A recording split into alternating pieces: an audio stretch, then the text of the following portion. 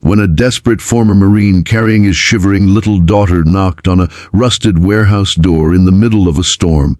He didn't expect 20 women in leather jackets to open it. He didn't expect the woman leading them, a billionaire CEO with a biker soul, to become the one who would change his life forever. But sometimes, family isn't about blood.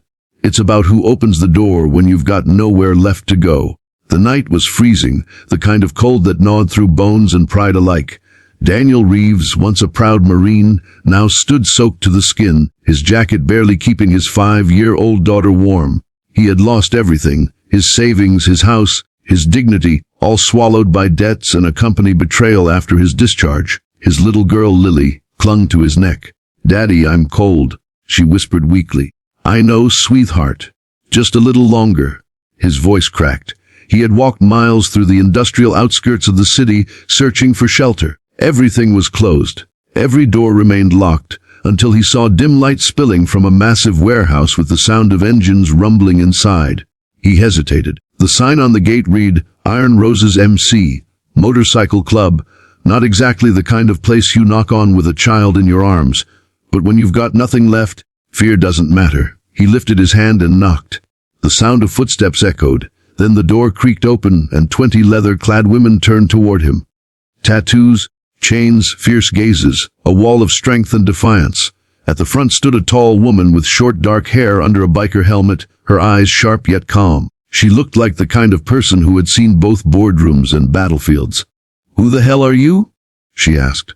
Daniel swallowed hard. "My name's Daniel Reeves. My daughter and I, we need shelter, please." The room fell silent. Rain thundered outside. The women exchanged uncertain looks, but the leader stepped forward. Her eyes softened as she looked at Lily's trembling frame. "Get them inside," she ordered. 2 bikers hurried forward, taking Lily's blanket and offering Daniel a towel. "You can call me Veronica," the woman said, her tone still cautious but no longer cold. "And this is the Iron Roses. You're safe here. For tonight." That night, for the first time in months, Daniel and Lily slept in warmth. But Veronica couldn't sleep. She sat by the window, staring out at the rain. The man had the look of someone who'd lost everything but refused to break. She knew that look well, because once she'd been that person too. Engines screamed as the Iron Roses surrounded the invaders. Within minutes, the ravens were gone. But when Veronica saw Daniel bleeding, her anger turned to something else, fear. "You could have been killed," she said, pressing a cloth to his wound. He smiled faintly. "Wouldn't be the first time." She looked into his eyes, saw loyalty, courage, and pain she understood too well.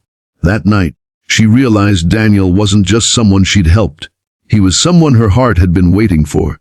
A few months later, the Iron Roses had grown stronger. Daniel had become family. His ideas helped modernize their repair shop into a legal and profitable enterprise. He taught the women welding, mechanics, and small business management, turning their passion into power. And in return, Veronica gave him what he'd lost long ago, purpose. One afternoon, Veronica approached him with a file. "You wanted a second chance, Marine. Here it is." He opened it. Plans for a community garage, co-owned by him and the Iron Roses. A place for veterans, single parents, and struggling workers to learn skills, rebuild, and find shelter. Daniel's throat tightened. "You're serious?" "I don't make jokes about redemption," Veronica said softly. "You helped me believe again. Now it's my turn." Together, they launched Project Shelter. Within weeks, word spread across the city.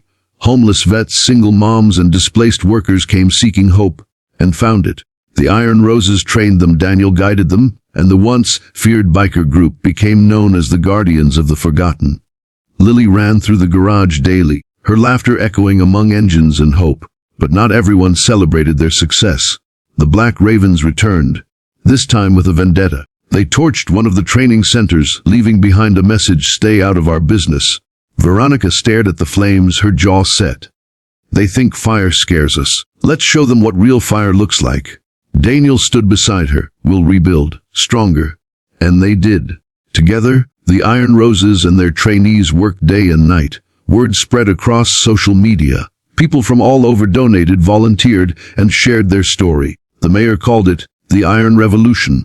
A month later, at the grand reopening, Daniel stood before the crowd, no longer a broken Marine, but a man reborn. He looked at Veronica and said, "When I knocked on your door that night, I asked for shelter. I didn't know I'd find home."